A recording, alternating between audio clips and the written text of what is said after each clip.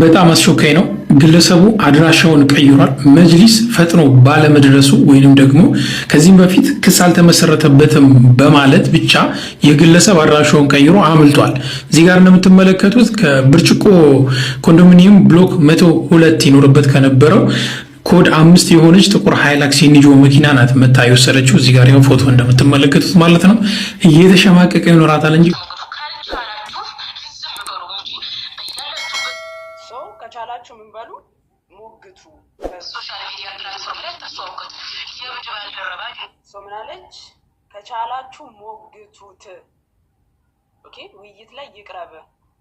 ውይይቱን ተቀበሉትና ሞግቱት። ሙስሊም ናት እህታችሁ። አክስቴ ያጋፈጠችው ማንን ነው? የገዛ ወንድሟን። በሃይማኖት አንድ የሆነ ወንድሟን። እኔ እንግዲህ በሶሻል ሚዲያ ላይ ከታዘብኩት ማለት ነው ወቅታዊ በሆነ መረጃ ላይ ሙስሊም እህቶቼ ወገኖቻችን እኔ ጥላቸው የለብኝም ስለ እውነት ማለት ነው።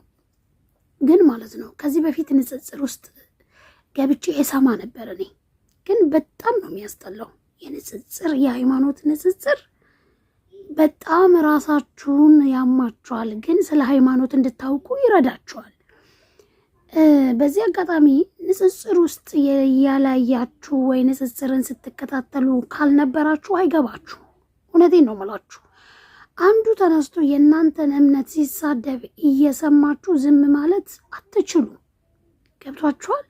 አሁን እፎይ ትክክልም ተናገረ፣ ያልተጻፈውንም አነበበ፣ ከቁርአንም ሆነ ከሐዲስም ሆነ ከየትም አምጥቶ ተናገረም አልተናገረም፣ የውሸት መረጃም ሆነ የእውነት መረጃም ሆነ በተደጋጋሚ ለኡስታዞች ለሼኮች ሳይቀር ኑና እንወያይ ብሎ ጥሪ አቅርቧል። በተደጋጋሚ ለምንድን ነው ውይይት ያላደረጉት? ይሄ እኔ ጥያቄ ነው። ለምንድን ነው? ውሸት ከሆነ ገብተው ውሸት ነው አንተ የምታቀርበው ውሸት ነው፣ ትክክለኛው ሐዲስና ቁርአን ይሄ ነው ብለው ለምን አይነጋገሩም? እኔ የተናገረው ልክ ነው የተሳደበው ልክ ነው እያልኩኝ አይደለም። የማንም ሰው ሃይማኖት ሲነካ ሲሳደብ ደስ አይልም። ልክ የኔን ሲሳደቡ ደስ እንደማይለኝ ሁሉ ሌላውም የሌላን ሲሳደብ ደስ አይለኝም። ስለዚህ ለምንድን ነው ውይይት እናድርግ ብሎ በተደጋጋሚ ጥሪ አቅርቦ ለምንድን ነው ያልተቀበሉት? ምክንያቱም ለምን እንደሆነ ታውቃላችሁ? ከዚህ በፊት እፎይ ወጣትነቱን እድሜውን በሙሉ ሙስሊም ነበረ። እፎይ ሙስሊም ነበረ። በጣም ሐዲሶችንና ቁርአንን በጣም ስለሚያነብ ስለሚያውቅ፣ ኦኬ፣ ከእስልምና ነው ወደ ክርስትና የመጣው ስለሚያውቅ የማይሆን ነገር ሲናገሩ ስለሰማ እፎይ ስለ ጌታችን መድኃኒታችን ኢየሱስ ክርስቶስ ሲናገሩ ሲሳደቡ ሲሳለቁ ነበረ ኡስታዞች። እኔ ስላየው ነው ስለሰማው ነው። ከዛን እፎይ ተነስቶ ንጽጽር ውስጥ ገብቶ ንጽጽር ማለት በነገራችን ላይ ክርስቲያን ሆኖ የሙስሊሞችን ቁርአን ማንበብ፣ ሙስሊም ሆኖ ክርስቲያንን መጽሐፍ ቅዱስ ባይብል ማንበብ ማለት ነው። እና ለምንድን ነው በቃ ይሄ ጥያቄ ነው ምን ሆነው እና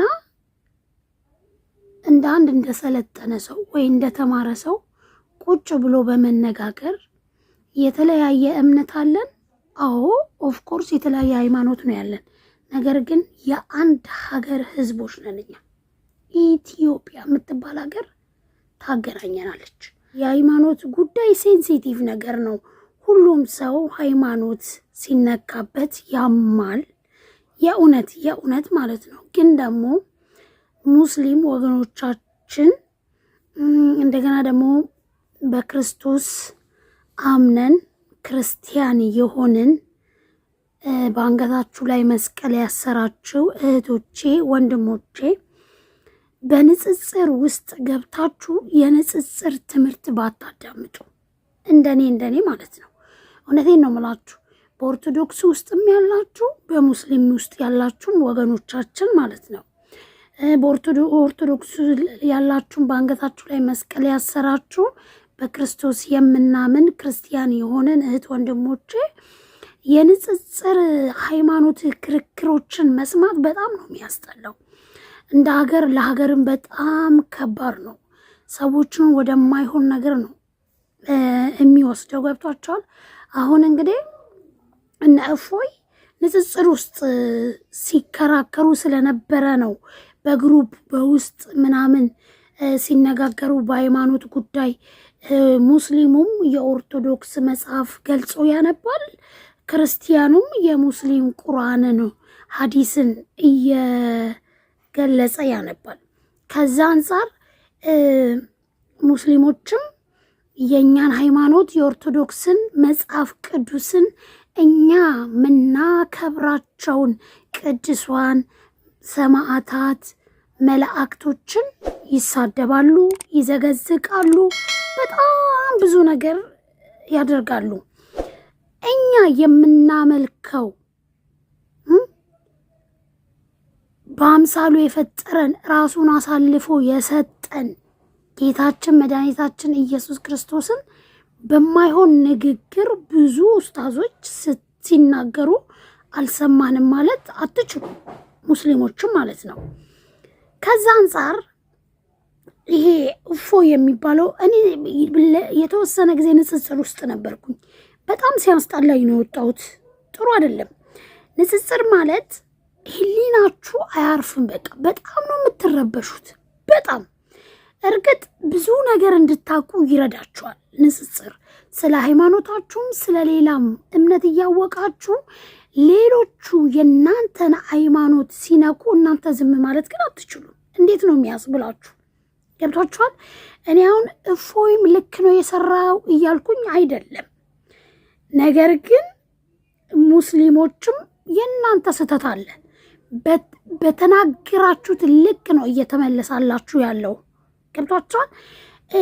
አንዳንድ ጊዜ ሳስበው ማለት ነው ኢትዮጵያ ላይ እየሆነ ያለው ስለ እውነት እምነቱን የሚያውቅ ስለ እምነቱ ትንሽ እንኳን እውቀት ምናምን አይደለም እምነት ያለው ሰው ስለ እምነቱ ሲነካ ሊያመን ይገባል። እንዴት ነው እዚህ ላይ ቁስል ኖሮን ቁስሉ ስትነኩ አያማችሁም? ልክ እንደዛ ውስጣችን የሆነ ነገር ሲኖር እምነታችን ሲነካ ያማል። ልክ እናንተን እንደሚያሙሉ ሙስሊሞች እኛም ክርስቲያኖችን ያማል። ከዚህ ሁሉ እርስ በርሳችን ተከባብረን የተለያየ ሃይማኖት አንድ ሀገር ላይ ብንኖር ይሻላል ባይነኝ እኔ። ያለበለዚያ ግን እኛ እንደፈለግን እንናገር እናንተ ዝም በሉ አይነት ነገር አይሆንም እና እባካችሁን መከባበር ይሻለናል። ብንከባበር ጥሩ ነው። በጣም ብዙ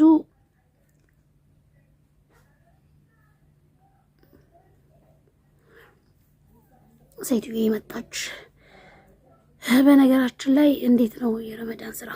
የኔ ሴትዮ ኦርቶዶክስ ናት፣ እንደኔ የኦርቶዶክስ እምነት ተከታይ ናት። እኛ ቤት ረመዳን የለም ለማለት ፈልጌ ነው። አሁን ለማለት የመጣሁት ምንድን ነው፣ የሰዎችን እምነት አትንኩ። ሙስሊሞችም ክርስቲያኖችም የሰዎችን እምነት ባትነኩ። በነገራችን ላይ ማለት ነው ንጽጽር ውስጥ ሆናችሁ የሰዎችን እምነት አነካም ማለት አይቻልም።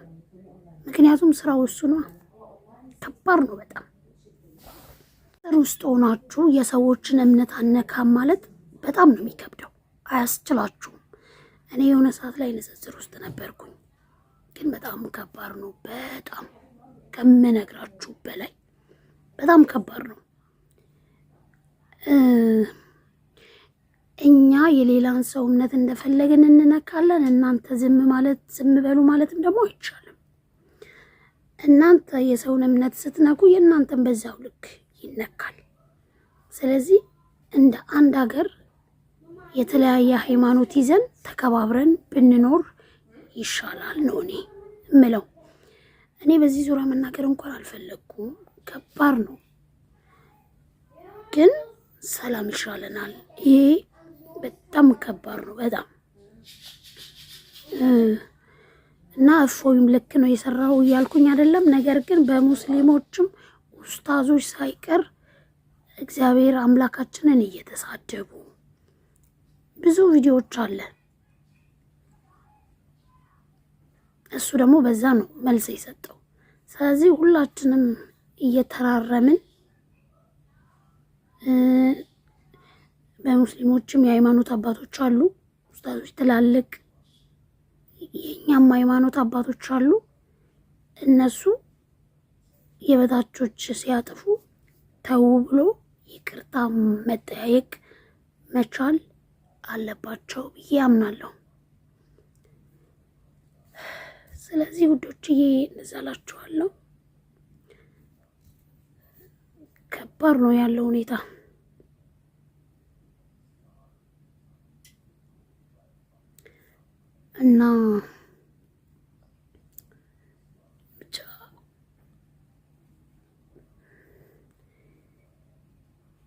እና በሁሉም ሰው ጥፋት አለ ለማለት ፈልጌ ነው። ለማለት የፈለጉ ገብቷቸዋል። በሁሉም ሃይማኖቶች ጥፋት አለ፣ በሁለቱም። የእናንተም ይሳደባሉ የኛን ሃይማኖት፣ የኛም ደግሞ የእናንተን ይሳደባሉ። ስለዚህ ሁላችንም እርስ በርሳችን ቻቻችለን ይቅርታ በንባባል እላለሁ። ሰላም ጤና ይስጥልኝ። እንዴት ናችሁ? ውድና የተከበራችሁ የመሲ ስድስተኛው ዩቲዩብ ተከታታዮቼ ሰላማችሁ ብስት ይበልልኝ። እግዚአብሔር ሀገራችንን ሰላም ያርክልን። አንድ ሀገር አለን። የተለያየ ሃይማኖት ቢኖረንም ተከባብረን ብንኖር ይሻላል የሚል ሀሳብ አለኝ። በዚህ ዙሪያ እንኳን መናገር ትንሽ ይከብዳል፣ ግን ደግሞ ኦኬ። ሰብስክራይብ አድርጉ። ስለተከታተላችሁኝ አመሰግናለሁ ውዶችዬ። ዩቲዩብ ሰብስክራይብ በማድረግ አበረታቱኝ። ከተሳሳትኩኝ በጣም ይቅርታ። እኔ ሀሳብ ነው የሰጠሁት እንደ ሀሳብ። ማንም ሰው ልክ ሊሆን ይችላል፣ ልክ ላይሆን ይችላል። እግዚአብሔር ነው ሁሉንም እንደ ስራው የሚያወጣው። እየፈረድኩ አይደለም እኔ። ይሄን ነውና የማንም ጥላቻ የለብኝም። ማንም ሰው የፈለገውን የማመን የፈለገውን የመከተል መብት አለው። ነገር ግን እንነጋገር ከተብሎ ተጠርቶ ለምን አልተነጋገሩም? ውሸት ከሆነ የተናገረው እውነትም ከሆነ የተናገረው ይሄ ልክ ነው፣ ይሄ ልክ አይደለም። ስለዚህ ቅጣት ይገባል። ቅጣትን ተቀበል ወይ ደግሞ ይቅርታ ጠይቅ። ለምን አላሉትም ነው እንጂ እኔ ልክ አይደለም ልክ ነው ምናምን እያልኩ አይደለም። ሰላማችሁ ይብዛ። ስለነበረን ቆይታ አመሰግናለሁ። በቀጣይ እስከምንገናኝ ወዳችኋለሁ።